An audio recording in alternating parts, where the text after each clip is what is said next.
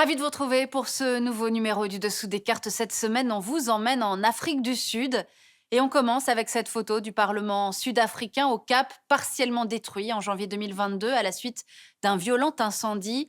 Tout un symbole, puisque c'est dans cette bâtisse victorienne que le dernier président sud-africain blanc, Frédéric de Klerk, avait annoncé en février 1990 la fin de l'apartheid.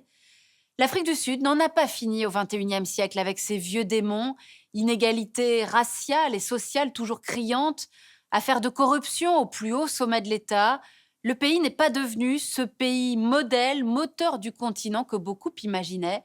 Alors tout de suite, direction la nation arc-en-ciel, comme disait Desmond Tutu, archevêque et militant des droits de l'homme, prix Nobel de la paix, cette paix que le pays n'a pas encore su installer. L'Afrique du Sud se situe à l'extrémité australe du continent africain. Bordé par l'océan Indien à l'est et l'Atlantique à l'ouest, le pays a pour voisins la Namibie, le Botswana, le Zimbabwe, le Mozambique et l'Eswatini, ex-Swaziland, ainsi que le Lesotho, enclavé dans le territoire sud-africain.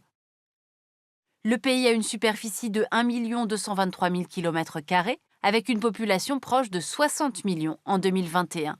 Sa capitale administrative est Pretoria. Son parlement, détruit on l'a vu par un incendie en janvier 2022, siège au Cap, tandis que Bloemfontein est sa capitale judiciaire. L'Afrique du Sud a mis du temps à conquérir sa souveraineté et pour le comprendre, faisons un peu d'histoire. Dès le 8e siècle, des ethnies bantoues venant du nord s'installent sur ce territoire.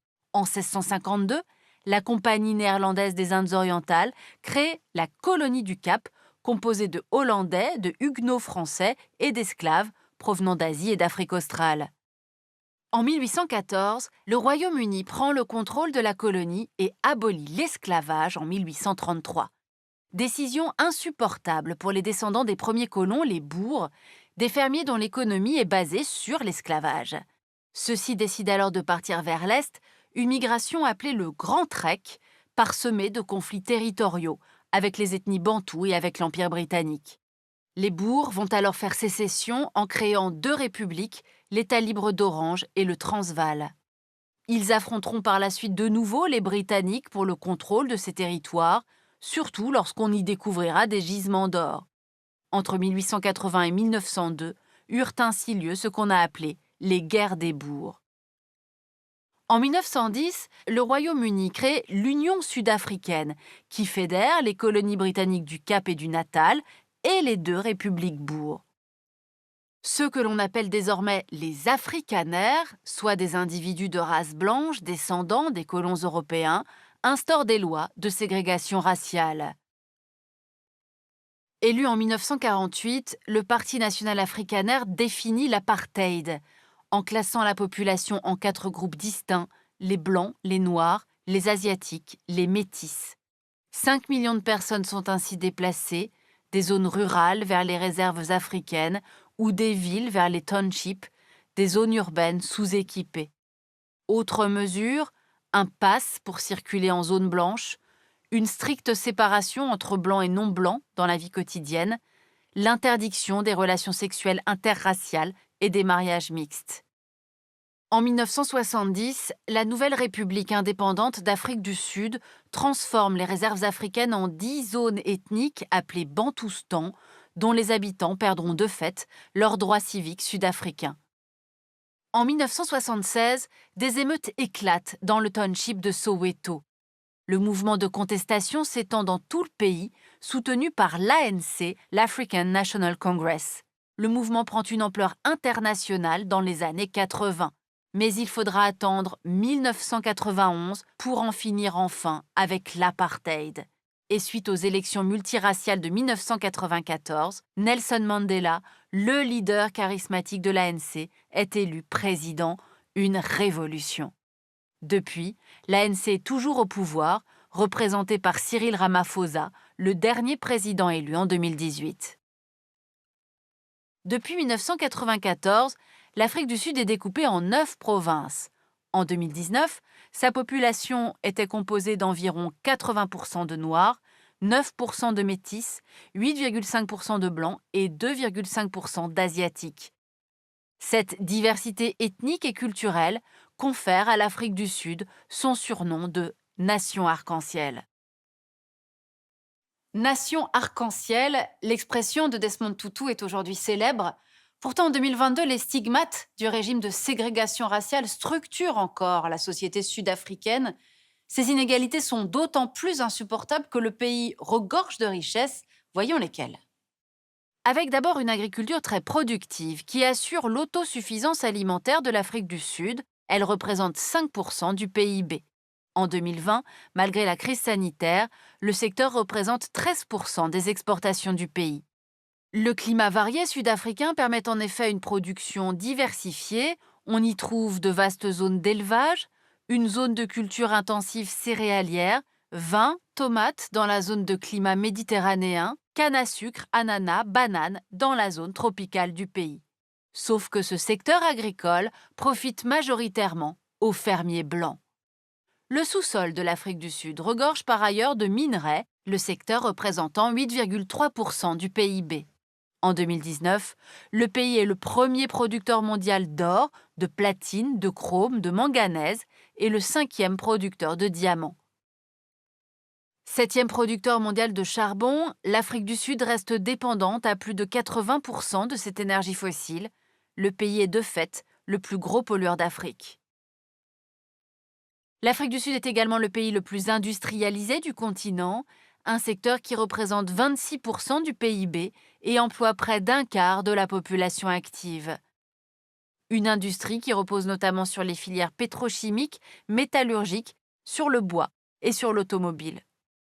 Le pays dispose également de bonnes infrastructures de transport, héritées de la période coloniale.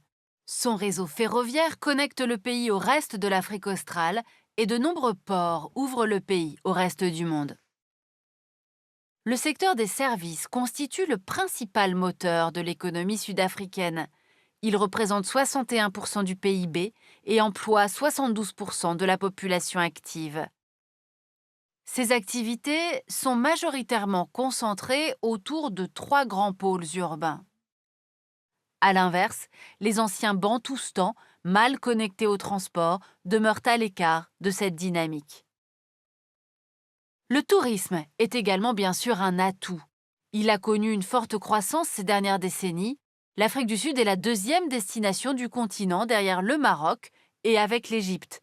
Les visiteurs venant profiter des plages, paysages, sites naturels et faune des parcs nationaux. On estime qu'avant le début de la crise sanitaire, le secteur représentait entre 3 et 8,5% du PIB et plus de 700 000 emplois directs. En 2020, la pandémie de Covid-19 a bien sûr stoppé net tout le secteur. On l'aura compris, l'Afrique du Sud a des atouts multiples. Et pourtant, depuis 2013, elle n'est plus la première puissance économique du continent, cédant sa place au Nigeria. Et l'Égypte menace aujourd'hui sa 2e position. Alors plusieurs facteurs sont à l'origine de cette régression. D'abord, le pays subit une grave crise économique depuis la fin des années 2000. Il y a la perte de confiance des investisseurs étrangers suite aux multiples affaires de corruption politique et de scandales financiers, on y reviendra, liés à l'ancien président Jacob Zuma. Et puis la dette publique du pays qui s'est envolée entre 2018 et 2020. Et bien sûr, la pandémie qui a accentué la récession. Le chômage a atteint un record avec 34,9% au 3e trimestre 2021, ce taux atteignant 57% chez les Noirs. Alors voyons pourquoi la fin de l'apartheid n'a pas mis fin aux inégalités. En 2019, le salaire des Blancs serait 3 fois plus élevé que celui des Noirs et près de 75% des familles noires vivraient en dessous du seuil de pauvreté. Des inégalités qui se retrouvent aussi dans le système de santé. En 2017, seuls 10% des Noirs disposaient d'une couverture médicale contre 72% des Blancs. Dans un contexte socio-économique aussi précaire, le taux de criminalité et d'homicide reste alarmant. Malgré tout, l'ANC continue de disposer d'une réelle influence en Afrique et dans le monde. Ainsi, après l'apartheid, Pretoria réintègre le Commonwealth et les Nations Unies, et en 2002, c'est à Durban qu'est créée l'Union africaine. L'Afrique du Sud se positionne par ailleurs en médiateur dans plusieurs conflits africains.